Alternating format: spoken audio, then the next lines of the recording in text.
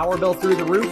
At 320 Solar, that power bill will be no more. In fact, about 90% of our customers report lower solar payments than with electricity. That's more power in your pocket. 320 Solar. Power up.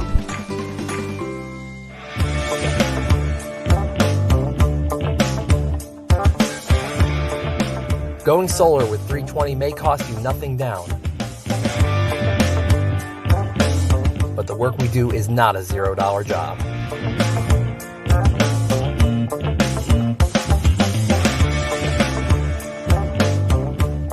With a 10-year roof penetration warranty and solar panels guaranteed for 25 years, you can have peace of mind knowing we will do the job right every time without question.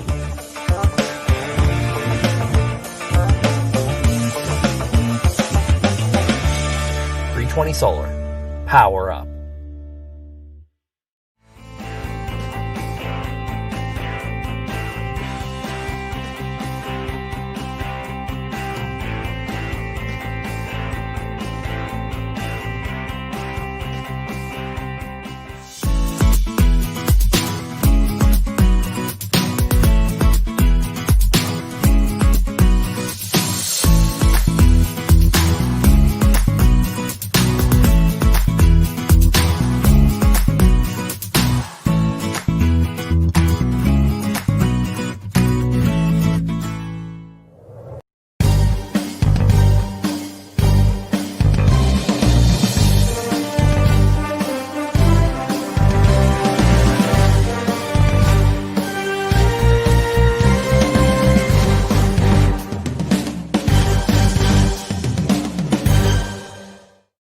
What's up, everybody, and welcome back to another edition of Sports Talk 49 live on BucsReport.com. That is powered by none other than 320 Solar.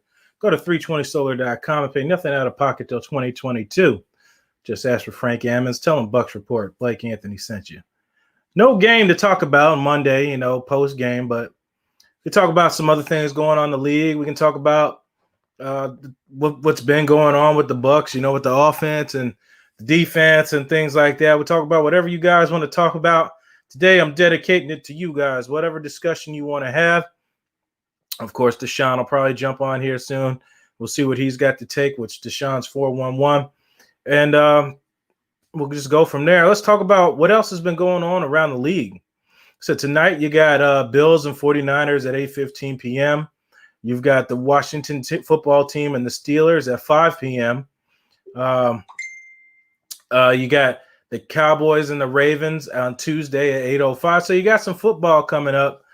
Interesting to see what's going to happen. Is the Steelers going to remain undefeated playing Washington, a team that has nothing to lose or things like that. So we'll see how it turns out. Of course, the Saints squeaked out a win against the Falcons. You never can count out your division rival. You never know how those things turn out. So the Saints win with Taysom Hill, get another victory. Another undefeated backup quarterback, just like Teddy Bridgewater last year. Lions squeak out a win over the Bears, 34-30. Colts come away with a victory. Deshaun Watson had a chance to win the game, fumbled the ball. Colts end up 8-4, 26-20. Bengals lose to the Dolphins, 7-19. Jaguars almost squeak out a win against the Vikings, 24-27. Justin Jefferson in 5 games this season with 100 receiving yards. Justin Jefferson, wide receiver out of LSU last year. Controversial ending to the Raiders versus the Jets, 31-28. Greg Williams fired. Was it a secure the bag job for Trevor Lawrence? Who knows? Nobody will ever know. But the scapegoat ended up being Greg Williams being fired, and Adam Gase is there again to live to fight another game. Browns play in outstanding fashion against the Titans, 41-35. I don't think anybody saw that coming. Browns 9-3, Titans 8-4. Rams steal a victory over the Cardinals, 38-28. The shocker win of the day was the Giants over the Seahawks, 17-12. Won 4 straight games, the Giants. And I think they're leading the division right now. Eagles lose to the Packers, 16-30. Jalen Hurts played some good time in there. And a butt whooping here by the Patriots, 45-0 over the Chargers. Patriots are now 500, and the Chargers fall to 3-9. Broncos 16 to the Chiefs 22. Broncos made that a game. Had chances to seal that game. Chiefs offense kind of went cold later on in the game. So we'll see how that turns out. Deshaun, what's going on? Misador, how you doing? Misador, he said, go Bills. He said, go Bills. I mean, the Bills are playing the Niners. I mean, unless you just hate the Niners. I mean, it has nothing to do with the NFC race, NFC South. I think even now, if the Saints lose all the games, the Buccaneers still can't win a division. So whatever. And it seems now that Drew Brees might not be able to return for the season. Might be the Taysom Hill show for the remainder of this season going into the playoffs. Ben, big game this week. Got to get started with the Vikings. Yep. Drew Brees. Is Brees that good? Is the offense that QB friendly? Could be both. Because Drew Brees still has to make the throws. I mean, you still have to make the reads. Still have to make the right choices. It's the same thing. It's just execution. Is what I've been saying exactly with the Tampa Bay Buccaneers offense. They just execute better. They come out focused. They come out do what they're supposed to do, and they win games. They win close games.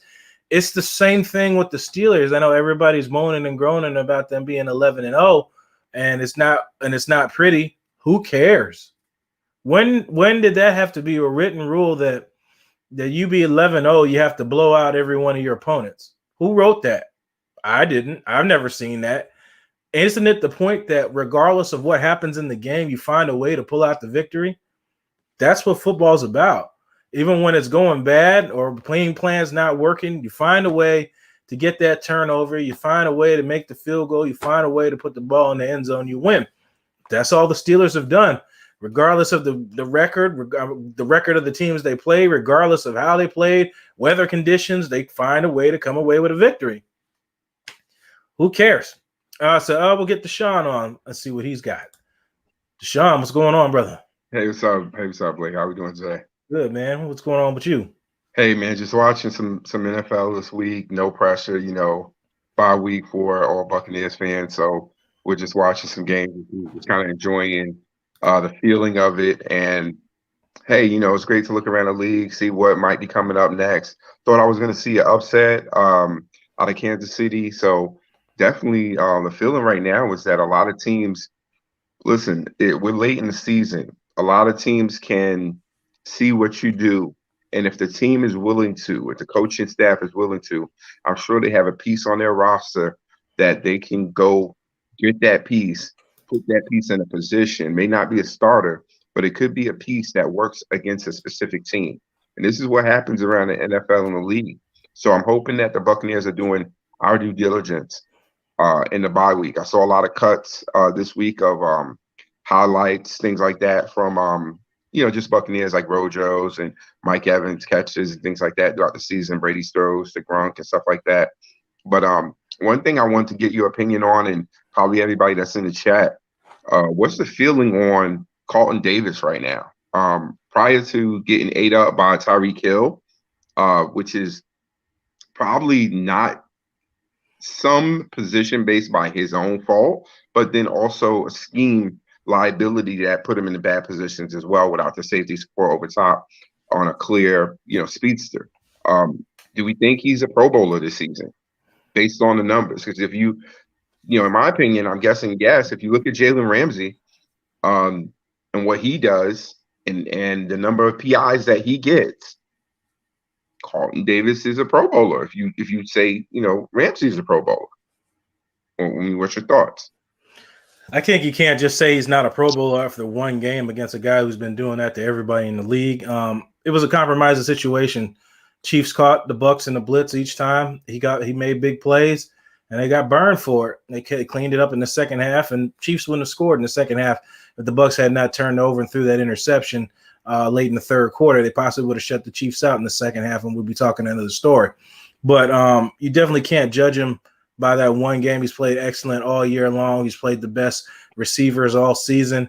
The one part that has gone under the radar is he's cleaned up his penalties. Carlton Davis a season ago was one of the highest rated, highest penalized corners in the league, and he's found a way to clean that up and get his hands on receivers without getting calls and getting his hands on interceptions. So I definitely say he's playing Pro Bowl caliber football. So Pro Bowl's voted by the fans. I've made my opinion clear about Pro Bowl because guys never made it in that should have made it in. One is like Levante David is voted by the fans. So if you ask me, yes, he should make the Pro Bowl. Listen, I'm with you. When Clay Matthews made it the year and have not even played, that just showed me that 100%. Listen, Pro Bowl cannot be by the fans when the fans can't see every game. You get blackouts. You know how many games I've had to finagle around over the years because Buccaneers games are blacked out for attendance and things of that nature. So that means, guess what? We still got guys on staff that are doing things, and everyone's not being able to see them. And when that happens, it's like, those guys are never going to get voted. I mean, I would love to see Levante David, get a selection. I think he's a clear, Pro Bowler in his own right over the years. And to be honest with you, this may not be his best year. Just looking at it, but if he gets it now because of the longevity of it, whatever the reasons, it's, sometimes I feel like there's a little bit of bureaucracy with the way the league gives out some of these accomplishments. So I don't hang my hat on them. I'd rather go with the pundits in that, that I'd rather talk to, anyone on Bucs Report, any one of these other shows, and kind of get their feel of the player in some instances, because I feel like if you're not in the market, you don't know the team enough to really speak on the team. You're only watching snippets and cut-ups, and guess what? Snippet and a cut-up is the same as, the offense doing bad or, whatever, because you're only watching those plays. You don't know what happened before that play, after that play, what was really the true situation. And a lot of these things kind of carry the momentum and drive the narrative, and that narrative can be good or bad, whatever's being spun out there. That's going to get, picks or likes or clicks or whatever. Hey, also, aside from that, on the defense, when we come back, you saw the playoff implications from yesterday of those games. I mean, we got 2 games happening today. Football is still crazy. It's still pandemic. It's still crazy. It's still COVID. 2 weeks in a row, we got games back to back, 5 o'clock games. Like, me and my wife were talking. She's like, "It's 5 o'clock. Who's going to watch that?" I'm like, "I'm guessing people are going to be in their car having accidents watching." Right. Hide in the bathroom at work. Yeah, like, they got to leave work. They'll just go downstairs to the whatever, and just stay at work to watch the game until halftime or something. I don't know, but definitely crazy. And the fact of it is, it's just it's what we're dealing with. But I'm interested in seeing where we go from here from a Tampa Bay perspective. We got to come out after the spy and win. We definitely do. And the way teams are playing, they're not giving it away. I just watched the Giants upset yesterday in a game. Yep. In a game, and I'm like, dude, what they just do to the Seahawks? Like, they beat the Seahawks, and they pretty much manhandling them and playing tough. They play gritty. They put it all on the line. And to be honest with you, Eagles were looking better with Jalen Hurts in there. I mean, I was all around the league yesterday with Tampa not playing. Just following up with people, and it was just great football. The bye is a week we didn't have to get upset. Brady didn't throw a pick. Defense didn't give up anything. I mean, it was a great recharge from a Buccaneers standpoint. Now we got these next games to go in. So after watching these games yesterday, Blake, let me just ask you and everybody in the comments, next game up for the Vikings, where do you guys see that going? Based on the Vikings team that you just saw, where do you see that going? Well, as always with the Vikings, you're going to have to stop one guy, and his name is Dalvin Cook for starters, and that's the area that the Buccaneers are really good at is stopping the run. So the next part you got to move to is putting a stop to Justin Jefferson, who's had 5 games with 100 yards receiving. So that's going to be an interesting task, and this will be definitely a good game for Carlton Davis to bounce back on, because I anticipate him covering Justin Jefferson. So and they're going to have to protect Brady. Vikings always have a good pass rush and at their repertoire there in Minnesota. So it should be an interesting matchup, but they can't keep turning over the ball like they've been doing these past couple games if you plan on winning these next 4 games. Well, I'm thinking that, this is not the purple people eater defense of old. That this is not those Vikings. So I think that we should be able to come out and kind of impose our will. A big part of this Viking team, built like many of the run teams, is when you're a team that is built to stop the run, and we're not just a run team that's built to stop the run from where gaps sound very well. We actually got big bodies that are stopping the run, which is I think going to be really important because the Vikings tend to be in very tight formations. They don't do as much rub routes and things of that nature. Nope. That's other teams kind of go to. The Vikings are old school, if you will, kind of smash mouth. We're going to line up. You see what it is, stop us. Pretty much as Tennessee is when they get to their running, and they need X number of touches to get to Dalvin Cook's hands. So I think we should, paper and statistics and also the way that we play the run extremely well. Now, once we're off from the run and we have to cover the pass, as long as we can stay on pace with our offense, I think that's more so been our biggest strategy this year. We go 3-4 and out several last games, and we're not in the game late. That's our problem. 3 for 9 on third downs last week. Not going to win many games like that. Regardless, if you run the ball, pass the ball, if you can't convert third downs, you're not going to win many games on top of 2 turnovers. And that's just it. And I mean, if you take it like that and you say, hey, we're going to be taking players and just trying to move them around, stuff like that, and then we get 39. I'm like, listen, we got to have something that is the go-to. Listen, I could listen to coach speak because I have coach speak for parents, unfortunately, as well. But I know it when I hear it. And to be honest with you, listen, when I hear BA say, hey, the first 15 plays are scripted for every team, da da da da, I said, well, wait, our first 15 plays are scripted for every team. We just put our first 15 plays up there. So you're telling me whole first half of the game, we usually have to throw that out because we can't start getting traction until the second quarter late, if any. And even when we get an opportunity from our defense, we still can't capitalize on it. Right. Now, the games when we're clicking on all cylinders and we put up plus 30 points, our defense gets turnovers or it gets in favorable situations. We're winning the position battle, and we get turnovers. We go and we score. When we do that, we're a high scoring team because we're getting the opportunity in the red zone. It's usually 2 first downs, and then we're in there. We're a winning team, and we have to play to our strengths. Also, of old with Tampa team, we cannot leave our defense on that field for the amount of time that they've been on in the last, I would say, 2 to 3 games. Just the rotation's not there. But a spark that something is very good for me. You put out the breakdown, Blake. It was Khalil Davis. So a lot of quick switch out of this young man.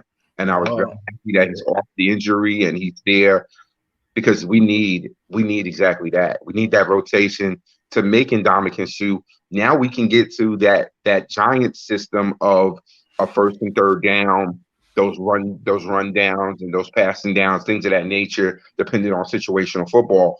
Because situational football is where we're going to win at, and I think hopefully that's where our veteran coaches are going to win. But we'll just have to see. Yep, that's it. Khalil Davis, like I said, he couldn't have came back at a better time. They're going to need him. As we said, we don't have a lot of speed. Tampa doesn't have a lot of speed on their defensive line, interior guys, to run down any quarterbacks or bring a little speed out of there. So it's good that you got a guy in there now that can come in on third downs and give these guys a break to rush on those rushing downs. So he came right at the right time. This last quarter, they're going to need him, and he's been sitting on the sideline, so he's ready to play. Fresh legs, and he's willing to do whatever he's asked. He should know the playbook. He had this whole season to learn any rookie mistakes. He's been at the practice with very crafty and savvy veterans in Ndamukong Suh and even Nacho and JPP Barrett. He's able to take a little bit from everyone. So I could see him being a value point. And to what Johnny Dean, the professor, said last week, he said, listen, I'll take that Seattle team any day in the playoffs. And I looked at that team yesterday and I was like, oh, we can let the dogs loose on them and get them. We can take them, so I'm not really having a huge amount of fear for us to get in the playoffs right now. Biggest team that I want to face in the playoffs would be that I want to knock out for these last 4 games is the Falcons. not to discount the Lions, which won yesterday. And kind of really their play was very well. That was a game that they were supposed to lose to the Bears. Right. That was what it was. I mean, I even bet on it. I didn't make the $100,000 yesterday on the Fox Sports because of it, because I just had them losing. The Lions find a way to lose. Well, yesterday found a way to win. And whatever that is, we can't, as Tampa, we can't get caught in those trap games. I looked at the playoff percentage yesterday for the Vikings. I think it was like down to 32 or something like that. Team under them that's not even in the hunt anymore has a higher percentage of making the playoffs than the Vikings. Yep. So, but that's when the team gets its chip on its shoulder. You've already counted them out.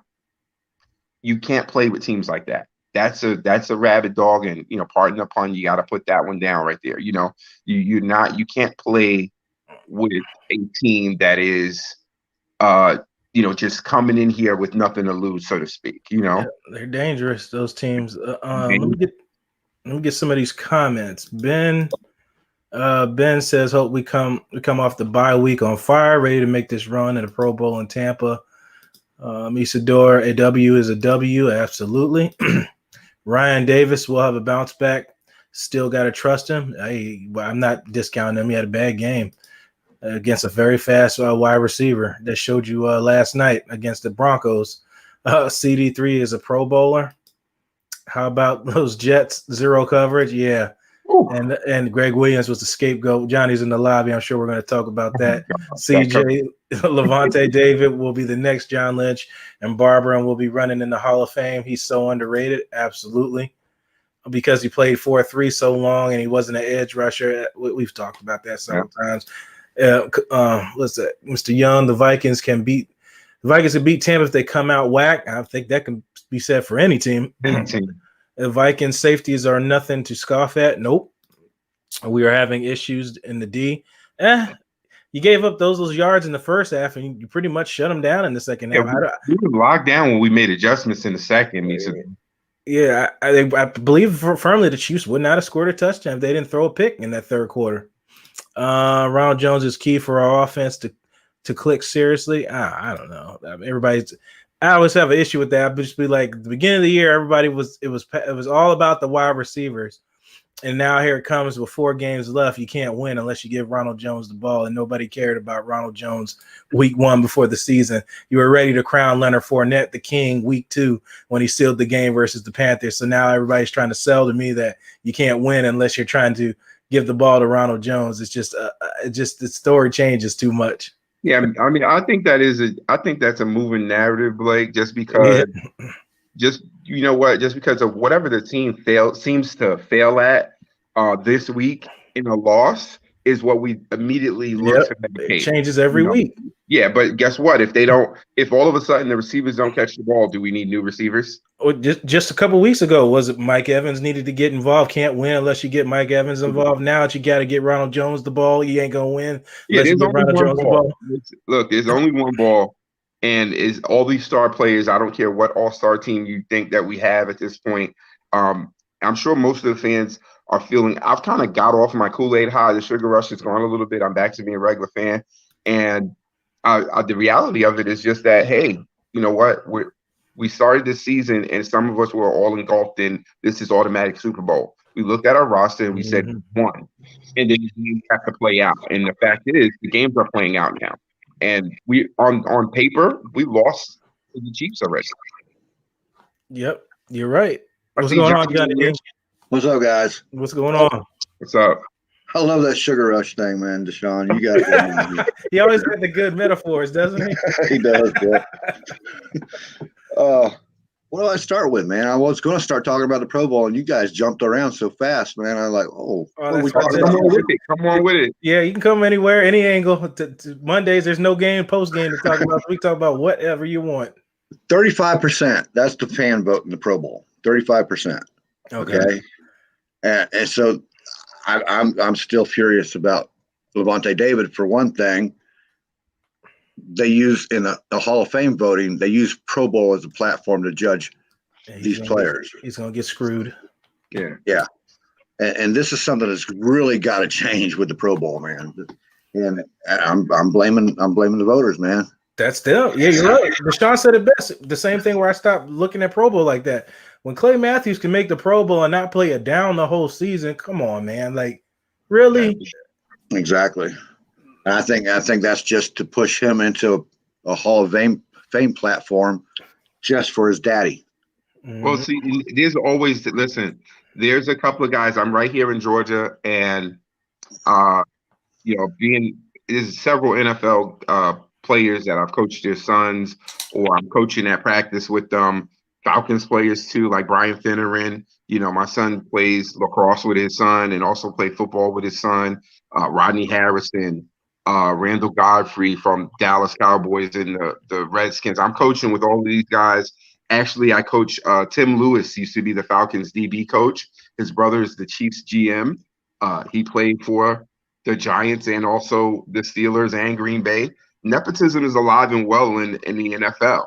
It's not just the Peyton Mannings and anybody else. Man. Yeah, it's alive and well. So guess what? Johnny, you're probably right from the fact of, hey, they just want to get him in. It's it's a family thing, and guess what? You don't want to believe it, but I've seen it firsthand.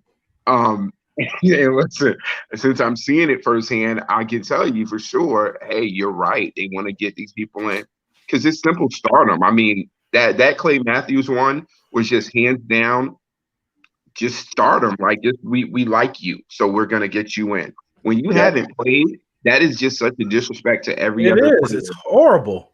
Every player that just lined up that whole year, It's like, what did we work our asses off for? Yeah, what did we work for? I can't understand that. I can't understand it. It's one of the things I just know right now. It's evident. So now I start to look at it and not. I mean, the Pro Bowl to me at this point, it's more the accolade. The game itself is a joke. So if there's no real rivalry or no real going hard in that game, then you know what? Why have it? Let's just give them the award and do something else. I'll say something else about Levante David though. And I've noticed this across the platform, man, in all these groups. Everybody loves Levante David, but nobody talks about Levante David. No, he's not the first name brought up anytime. Nope. He's always, oh, he made a big play. Awesome, cool. And then they start talking about the shiny new toy. Yeah. Well, they've been talking about Warner being best linebacker in the league now. They've skipped over Levante and talk about Fred Warner out of San Francisco now. They've totally skipped over Levante. And they're not even talking about Devin White when they were – for weeks on weeks, both Tampa Bay linebackers were leading tackles, categories, leading everything, and they're just, you know what? It's the shiny new toy, man. It's always the shiny new toy. Yeah. To me, I think it's market and shiny new toy. Yep. Because I watch big market versus small market and how they, want to jump behind. Listen, I watch so many people put on the blue, gray, and that lime green for Seattle after they won a couple of years, but I remember Seattle being in such the doldrums forever, and we know it here in Tampa. We've been in the doldrums too for a long time. So when you finally get to the limelight, you got to enjoy the moment, when you're there right now. Listen, this year, out of all the years that I've been a fan, probably the most time I've seen our logo flashing on TV, some of the best highlights I've ever seen. Normally we're on the other end of the highlights. Yeah. And I think last week we got the flashback of that. Yeah. And that, I don't want to drop a bomb on you, but that hurts. We're always, it's just, listen, every time they go to NFL Network or the 4-letter or anything like that, and the highlights I don't mind seeing I want to see great catches and sacks and all that, but I hate for it to always be against Tampa. Like, come on. They couldn't wait to show the Tyreek Hill game, and that's God, man. They couldn't wait. In the backflip, I was like, okay, he's done this every, and I feel like he did it in this game, but I didn't even, it was called back, so it didn't even count. Yeah. It was called back on a holding call. The guy Eric says, "Do you guys think Mike Evans is going to have his best game this season against the Vikings?" Mike Evans has had good games. He's got 11 touchdowns or 12 touchdowns already this season. I guess the good game is 200 yards receiving to everybody. I guess if that's what a good game is in this year, I say no. And I'll tell you why I say no. If 200-yard mark for Mike Evans as a receiver, specific to Mike Evans is a good game for this season. Johnny and Blake and everyone else, I say no. And here's why it won't happen. What would have to happen for it? Let's say it won't, but let's be a little bit positive on it. What would have to happen for Mike Evans to have that 200-yard game is when we saw him fight and carry a defender into the end zone, he would have to play like that for all of his catches for the rest of the season to have that type of game. That's it. Yeah. Because Mike historically doesn't do that. He'd also have to be the only man on the field because there's too many weapons out there for Brady to go to. He's going to spread the ball around. Yeah, he's only going to get 7 to 8 targets a game. What's his max targets in the game right now? He's getting like 7, 8 targets. And he really only likes to go to not Brady, but Evans in the red zone. Hence why he has 11 receiving touchdowns right now. So I mean, he's a big weapon in the red zone. I would use him. He's another tight end as far as Tom Brady's concerned, in my opinion. I have noticed in the last couple of games that he's gone to Evans a lot more in those 50-50 throws, and I like that because that is what Evans is all about. You throw it in for those 50-50s. But the Aikman, that's the Troy Aikman and Tony Romo effect. That's the Tony Romo, Troy Aikman effect. When you have those receivers that you throw 50-50 balls to, you tend to make them bad route runners as a quarterback because they rely their sole skill is going up, kind of posting you up. And Evans, he didn't play football in his senior year, so he's a basketball player. He's just posting somebody up at 6'5" and out jumping them. Yeah, but Evans has played really well in the slot when they get him into it. Has really played well in the slot. I was surprised at that, man. Overall, I would say Mike is a better receiver this year. I'd love to see him just continue. Well, we have Mike for another couple of years guaranteed based on that salary. So I would love to see Mike continue to grow and just to bring that dog, like just, not lose the passion for the game, not just let the finance part carry him, but just bring it. And if he brings that, he's still going to be a great receiver for us because when we start having to pay guys, I don't know how many of guys you're going to be able to pay. Well, I've already got a feeling that Godwin's probably going to go away somewhere. Yeah, do you think so? I think there's been players that have given us the hometown discount, surprisingly enough. And there is that feeling, like Blake, you said it about Shaq Barrett this year, and I kind of have that feeling about Chris Godwin that people didn't jump on Chris Godwin like that. They weren't talking about him. He was one of those, if I'm not mistaken, Blake, I think he was one of your sleeper picks that, he was not really highly touted. Like they would play his draft stock, but they wouldn't, go with they weren't drooling over him. It was like Tampa just said, hey, yes, we're going to go for you. Well, I had him actually as exactly where he was drafted at was a 3rd round pick to the Tampa Bay Buccaneers. When I watched him in the bowl game versus USC, when I saw what he did to Adoree Jackson, who was a 1st round pick to the Tennessee Titans, which is clearly a faster corner than him and still had over 150 yards receiving on him. I figured he can do that against him. He could do that anybody in the league. He's using his size and his strength, and he was really great at breaking the first tackle. And it's just none of his game is something that stood out. You won't say he has blazing speed. You won't say he has outstanding route running.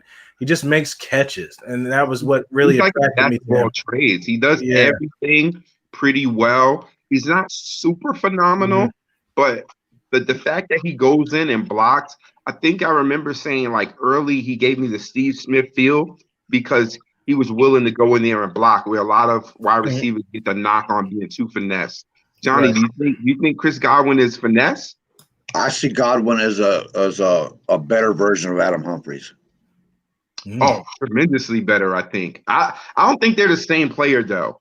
I would liken Humphries more of a Welker. Humphries, the next step to me for Humphries was more of a thick pin. Like that's what I thought the maturation. Well, I think that's where Humphries is right now, is at a thick pin because without the team around him that he had. But that's his issue. He doesn't have that team around him now. The components are not there. Where he's not a Mike Evans, and Chris Godwin just seems to go get catches wherever they are. Like if this game is to sit down in the zone, he gets that. If he has to go across the middle, get hit, He does that. Dig it out the ground. He does everything pretty well. Meesador said Hines Ward. Yeah, he said Hines Ward. No, I don't see Hines Ward there, man. Hines Ward was he played both sides of the field for one thing. You know, Hines Ward was a beast. Hey, that's a monster, man. That's a hard comparison to make right there, man. Yeah, I think that's the era thing. Like, he's a different era. Like, I'm with Meesador most of the time, but I just think Hines Ward is just that's a whole different level right there, man. When you're going up and blocking Ray Lewis and stuff like that, those put Ed Reed on his backside and put him out the game. I was like, oh Lord. Yeah. That is not. I only played receiver since I was Pop Warner. That is, I was an athlete. I just happened to play receiver, you know, and a football player at that. I played O-line and D-line, so I played both sides. I'm a little bit older than you guys. That's what we had to do back in the day, man. Oh no, I'm telling you, I hear it. So what do we have right now? Let me ask you guys right now. If you have to fear, are you fearing the one of these games? So 4 obviously win all 4. We're in. If we drop a game right now, who do we drop that game to? Do we drop it to the Vikings or the Lions, or do we split with Atlanta? This town's gonna freak out if you lose to the Vikings and lose 3 straight. Man, you guys are talking about the Vikings like, no, man, they don't have that inspiration. Right now, the person who has the inspiration is both Atlanta and Detroit. Yep. Fired your head coach. Hey, they're happy there, man. They are happy. The players are ecstatic that they got rid of him. Well, I think they are happy. I live right here in Georgia, and I can tell you they're happy. But here's the catch. I was talking about Detroit. Okay. For me, if as far as Atlanta goes, I think that if they lose prior to playing us, then it becomes a draft position thing. Because are they going to play rookies and things of that nature to see where they're going to be at for next year? Because the moves have to be made, and they know they're not going to the playoffs. So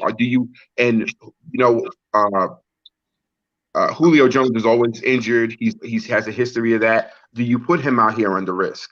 And if he's not here, do you have Matt Ryan out? I mean, he's got sacked more times in the last 2 games than he's ever been sacked.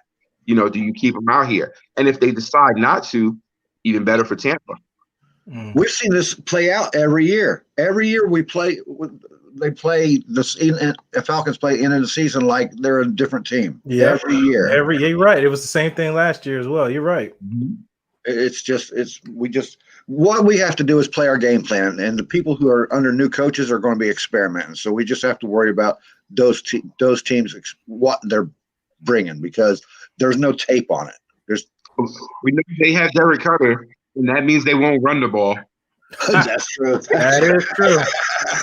And their line is horrendous. I've never seen a team spend that many draft picks on offensive line. They've spent like 4 or 5 draft picks in the last 2 seasons on line. They got Pro Bowlers there, man. I mean, really serious Pro Bowlers. You got Jake Matthews getting blown up out there, man. What the hell? It's ugly. It's ugly with that line. Did they put them in situations too? They don't put them in. You know, that's one of the things you get. Even with us with Donovan Smith, is very similar to them. I've been watching Jake on the outside for them get blown up, and I feel like, wow, he's a better left tackle than Donovan Smith. And he was a first rounder. He was a first round. He's giving up all kinds of stats. Giving up the cheeks. Did they take Warhawk? Did they take Warhawk with them? Who's their line coach? Yeah, they have Warhawk. I knew it, man. He said, I knew it. He went right over there with old Durkee.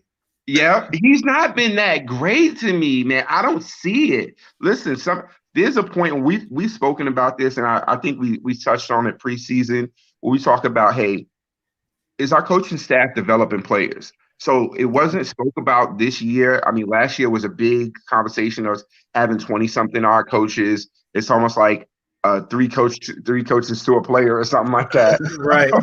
But how much player development? And if we're seeing that, then great. Then that plan is working. Yeah, everybody get yourself 30 coaches. But if we're having 30 coaches and we don't see player development, And then I'm like, dude, are we at some point going to see some of these flashes in the pans that I'm seeing? I was surprised, like I said, last time, looked at that roster. We kept, we had Jack Sitchy on. I'm like, I want to see Cam out there. Number 49, was it? Cam Gill. Cam Gill, yeah. I want to see him out there. I mean, I see this dude, he's catching my attention on special teams all the time, And, I mean, Watkins is now a special team player. We have Smith backup corner, he's only a special teamer, So we got other players. If somebody goes down, where are we most weak at, guys, do you think? If someone goes, obviously, a 5-2 quarterback. I think that's the obvious answer there. That's offensive line. It's one guy goes. Me and Johnny said it. One of these guys go down, you're up the creek without a paddle. That's it. There's no depth behind them. They have done very good, but you lost Shipley too. So that's sad, man. That's sad. And that's it. We lost Shipley, and are we even picking anybody up? That's the who are we picking up off of our own practice? I don't think they have anybody unless I'm sure they have a contingency plan, but I think Stinny might play there. Stinny, all right. There's your development right there. Stinny was god awful, man. And then he had. I've watched his development. He has developed. He coming from Tennessee, a big run heavy team, so he should be really good in run blocking. Not sure about how good he is in pass blocking, but he come from Tennessee. Should be very familiar with run blocking. Yeah. Well, see, I would like us like we did with Marpet. We took a young player. We took a flyer on a young player. And Johnny, you said this when it was draft time. You got to build your line in the draft. I feel like we don't have enough first-round picks on our offensive line. And when that happens, listen, I watched Dallas Cowboys, and you tell me you think every runner that goes to Dallas, when Zeke was out, other runners were having big days too. Dude, you're behind everybody on this line. Darren McFadden rushed for 1,000 yards. That's all I got to say. Darren McFadden. Let me say it again for the people in the back. Darren McFadden rushed for 1,000 yards on Dallas offensive line. Yeah, and that's enough said. You can that whole line. Line is huge. That line, I just think that line is huge. I mean, I know they had the other running back. Is it? They had Alfred Morris. Alfred Morris, yeah. Pollard is good. Pollard will be a starter somewhere. Dallas keeps sleeping on Pollard. Go ahead and let Pollard leave Dallas. Pollard will be a starter somewhere. He'll probably be Seattle. Didn't Alfred Morris have a big game yesterday? Who? Alfred Morris. You said Alfred? Alvin Morris? Alfred Morris. He had a good game yesterday, man. Oh, Washington running back? Yeah. Yeah. I didn't even know he was still in the league. Yeah, he's still hanging around. Yeah, he was a good back in Washington for a long time. Frank Gore is still hanging around. Guys, you saw Frank Gore ain't just hanging around, man. Frank Gore is moving up the list, man. He's there. Yeah, right now. He's AP right now, isn't it? It's him and AP. AP's at 6th all time, and Frank Gore's at 3rd. They racing each other. Listen, I just think right now, and you look at that, and you're like, dude, the other year when it seemed like Jameis was champion. Oh, shoot, I said his name. I got to go do push-ups. Man, watch your mouth out. Gotcha. It seemed like the other year when who should not be named was talking about bringing in AP. I was like, oh, you know what? Everybody's worried about, but we had Derek Cutter at that time, so he wasn't running the ball anyway. Yep, he wasn't going to run them and use them like that. But some of the players that I'm seeing right now, I'm like, listen, we got to win now. I think hands down, we have to get to the NFC Championship game. And I think that if we get to an NFC Championship game, we can beat the Chiefs. If not the Chiefs, we can beat the Saints if we meet the Saints. Saints need to worry about making it there with their situation going on. The Saints are winning, dude. They're not. They're doing it ugly, but this is the same thing the Ravens did when they went to their Super Bowl, man. The Saints look almost exactly like them. Their defense and their defense is nasty. It's so strong, man. But to me, against the Saints, we will have to spread them out. You have to. Their pass rush against our line was dominating us so much. Yeah, you're not going to beat them. The only way for us to beat them is to spread them out and to force a D lineman to come off the field and get in coverage.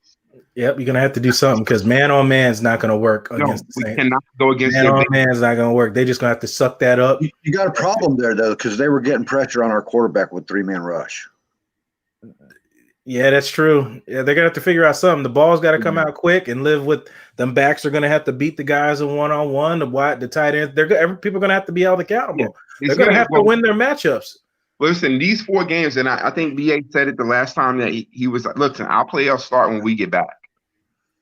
From a preparation, from execution, everything. And to be honest with you, we lost the game against the Chiefs. Overall, I thought we may have been better prepared when you look at just a cohesiveness, not cohesiveness, but just overall unit.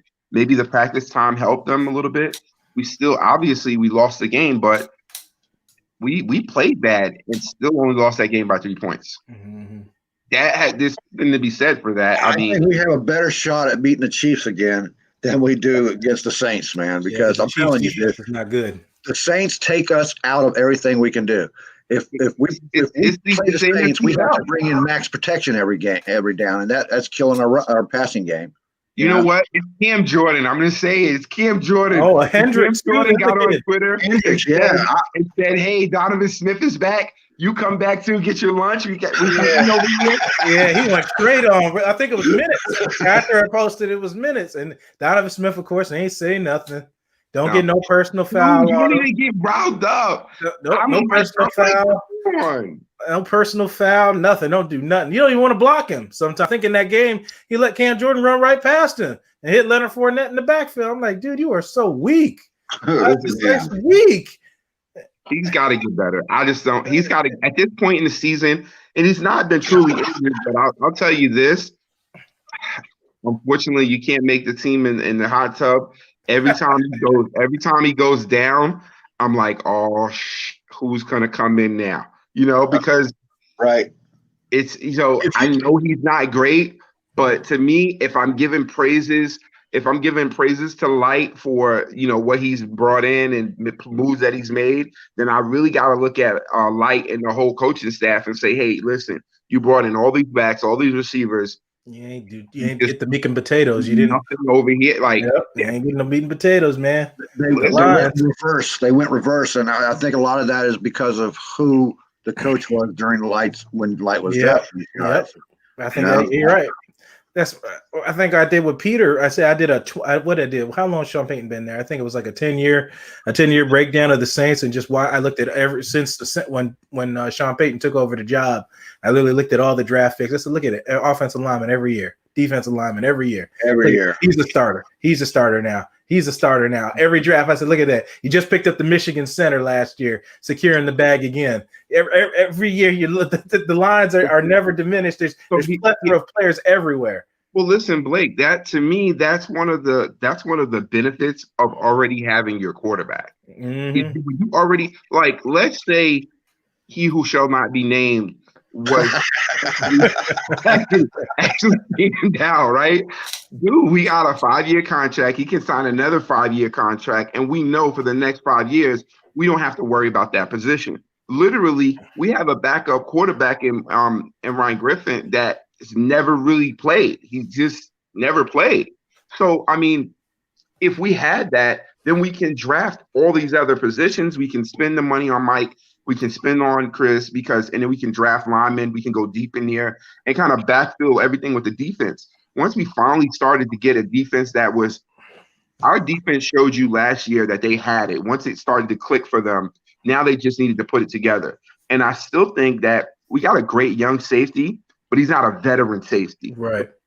So some of the lapses that we get is that at first you're just getting athleticism and his young craftiness. He has a veteran dad, but that's not him on the field. He's not going to remember all that stuff that we talk about when he gets in the lights, right? After all the hoopla and the yelling and all that stuff and the gentleman's going, he's not remembering all that. That's where the veteran safety may have been better. But when your cap spent like we were this year, and we're pulling all kinds of surprises out of hats and got people working out deals in back rooms, what do you expect? You just can't. You can't get everything. So we got most of the toys. We don't have the demon. We got the Hellcat with a couple of options. Oh Lord, the Hellcat. There you go. It's a throwback car right there. But I really do believe. I mean, even if you have a bad team, I've always been the forefront of you build your trenches, your linemen, and it makes everybody else's job easier. Run the ball, be a play action team, get you a tight end friendly for your quarterback, whoever it is, and then you find your quarterback, or if you want to do a rent a QB system. I mean, it makes your roster that much easier to move pieces around when you have offensive line and the defensive line, because you know your quarterback is protected and you got guys that are actually going to get to the quarterback. Can we get a scientist out there somewhere to take Donovan Smith and put Donald Penn's attitude inside him? If he had that, we wouldn't even be talking about this. Listen, there's no reason. If he had that, he has the physical attributes, man. He just the attitude, man. It's not there. It's that, what is that? The it factor? It's not there where you just get pissed off. That's what I said. I wouldn't even be mad. He got a personal penalty on Cam Jordan, driving him to the dirt for talking smack and punching Leonard Fournette. He just let this man do whatever he wants. And the only person I saw getting his face was Ryan Jensen. Otherwise, Ryan Jensen's the first on the scene every time. Yeah, on the scene. First on the scene. Before we needed, when Richie Incognito became available. Oh man, we'd be running the ball if we had Richie. I know people are not. They're really off with him, and he can run block. Listen, that is the energy you want on your offensive line. Whenever I have played or coached, and I had an offensive lineman that had that type of fire, that grit. I was playing will linebacker before I was a safety, and I'm telling you, when there were linemen that came up to my level, and if they got their hand on me and I couldn't get them off my shoulder, I'm like, he's going into the dirt. Where are you even coming from? Like, what are you doing over here? You know, because WWE time now. Yeah. So I just love to see him. He's one of those players, and Jensen has that. And Jensen always played to the echo of the whistle, and it was always the reason of, hey, he may need to dial it down a little. But I think Kappa's a bully, and he's definitely a bodyguard next to Jensen. You don't hear much out of him, and I think we probably Kappa's playing really good. He's playing really well. You don't give him accolades because you don't hear anything about him. Yeah, in the last worst video I did, I gave a shout out to Kappa. I said, "Yo, he's playing very well because him and Worse are handling business on that side."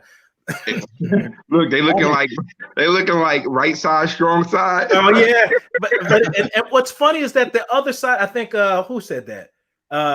Christopher Cole. Yeah, he said with that clip of Mally Marpet had the holding call where he's blocking two guys with one arm, and if you look at Donovan Smith just standing there selling peanuts, not blocking anybody.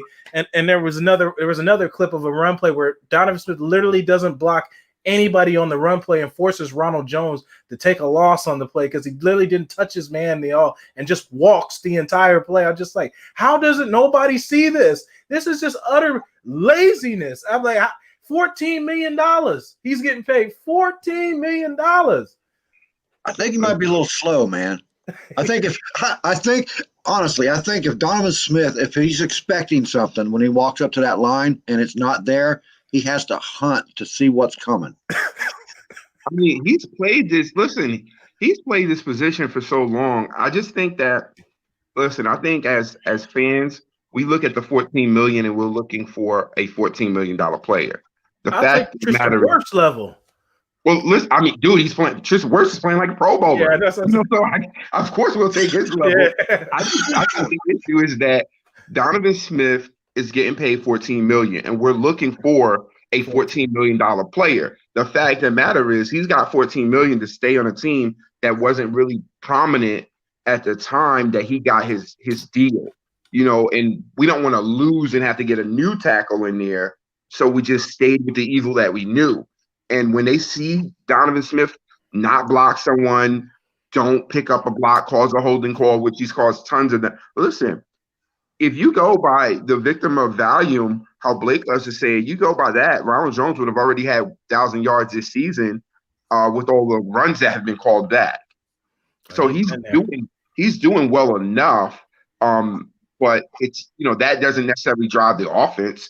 But Donovan Smith as a whole, and I'll get off of him after this, he's just not it. That's just is nothing else. I think you don't see him get pulled or chewed out on the sideline because the coaches know exactly who he is. They know what he is. They're not expecting, you can't listen. If he's straw, he's gonna burn fast. And if he's cold, he's gonna burn slow. It's just he's on fire with it, ain't he, Johnny? He's strong with burn fast. Yeah, he's just not it, man. You're gonna know it right away. I got one last thing on Smith. We'll leave him alone. I said, when you're Noah Spence's highlight tape coming out of college, that should have been a sign right there. Yes, he was.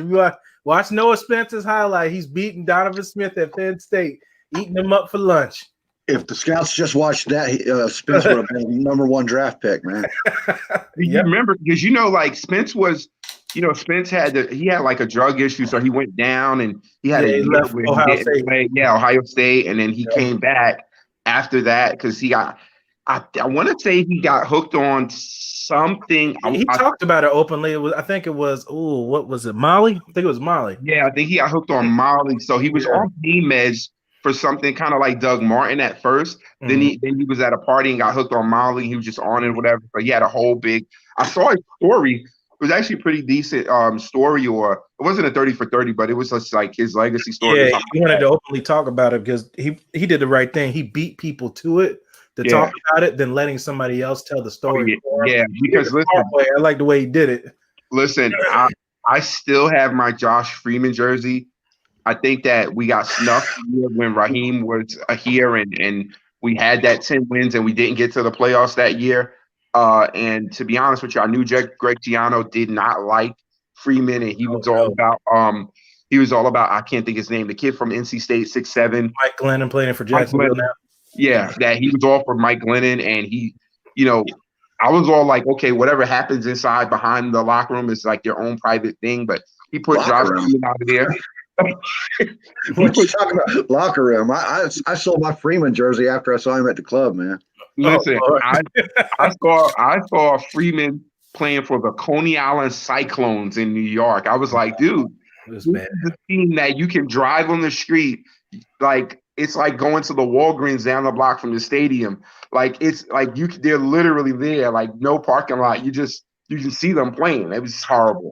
I think they talked about even Raheem Morris at that time. He said he was 32 years of age, head coaching, and he said he couldn't tell him nothing when he was head coach. He didn't take no advice. He thought his stuff didn't stink, and lo and behold, he was partying with the guys. There's a lot of things going on with that team. I won't name on the air, but it was just. Listen, I have a friend that Raheem Morris lived in their house. He had nowhere to stay. He lived in their house in New Jersey before coming down to Tampa.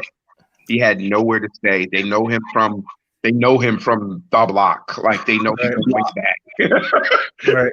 And it's just listen, these guys have real stories. That's why I'm not always on them. But they're human. They're people. They're human too. So we have to just understand it and kind of just line. Man, that was a setup, dude. I got to do this. I'm sorry, I got to do this. So, go ahead, Johnny. What happened was the Blazers were sitting there one day, and the guy came in and said, "Hey, man, I know a guy." He said, "I know a guy that knows a guy."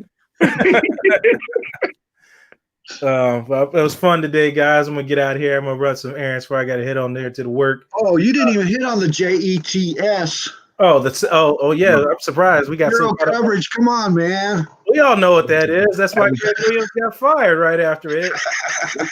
Trevor Lawrence case lives on for another day for some reason. Listen, Trevor Lawrence may not come out. It all depends on the Jets. That's what it is right now. So. I don't blame him. Who wants to? He's going to go there to die. I'm a native New Yorker, and I can tell you those are really horrible markets to go to as a rookie. But the expectation is uber high. The media is bananas on you. You can't do, you just can't do anything wrong. Nope. It's just not a market for a rookie. And they're always going to have tons of rookies just because, they haven't been great forever right now. We're still, you talk about the Jets, people still talk about Joe Namath. I don't want to hear about Joe Namath. Like, come on. That's all they got to hold on to, man. That and the butt fumble. Well, they got Chad Pennington had some good years, and Vinny Testaverde. What did you just say, man? Yeah. They're like the Redskins. you realize that, well, the Washington now, but you know how the Redskins, they would have everyone on their roster at some point. Like no one remembers Deion Sanders being with the Redskins. That's like, oh yeah, well, Brett Favre played for the Jets. So, you know, I'm like, no one remembers Brett Favre when he was a Jet. You know, Brett Favre don't remember the Jets. What's talking about? Except for that lady he sent pictures to. Oh yeah, pictures to. Yep. on the text. Yep. That's what he's learning to text. About that. Lord of mercy. What a mess with the Jets. Great show, guys. I'll see you guys Friday, and we'll do our pregame to the Vikings. We can get back on track. See you guys Friday. Great show, guys. Yep. That's all. Fun times talking football. No post game to talk about. We'll have pregame to talk about coming up Friday. Looking forward to seeing you all there, and we'll end this as we always do. You're the master of everything. What you do with your life, what you do with it is entirely up to you. Thank you, guys. God bless, and as always, fire those cannons.